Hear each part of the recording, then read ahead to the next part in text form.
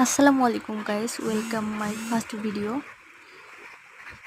আশা করি আপনারা সবাই ভালো আছেন, আমিও ভালো আছি। এখানে আমরা করতে যাচ্ছি শসা ভর্তা। আর আমাদের এখানে উপকরণগুলো যা যা লাগে আর কি। ফার্স্টে আমি শসাটা ভালোভাবে ধুয়ে নেব, তারপর শসাটা চাক চাক করে কেটে নেব। আর আমাদের উপকরণগুলো যা যা রয়েছে সেগুলো হচ্ছে একটা আস্ত মরিচ, তারপর একটু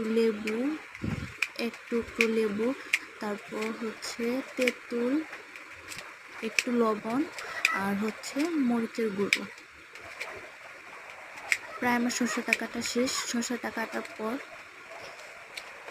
আমি সবগুলো উপকরণ একসাথে করব। ফার্স্টে আমি মরিচটা সুন্দর করে ডলে নেব।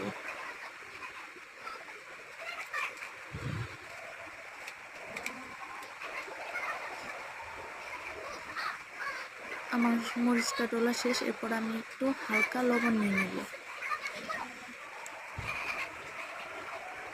লঙ্কা গুঁড়ো দিয়েও আমি ভালোভাবে মেখে নেব। এরপর তেঁতুলগুলো আমি মেখে নেব।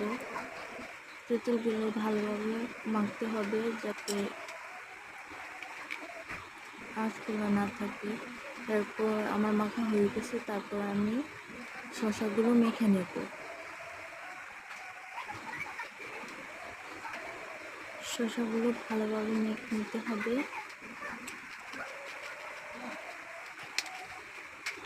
শসাগুলো মাখা প্রায় শেষ আমার।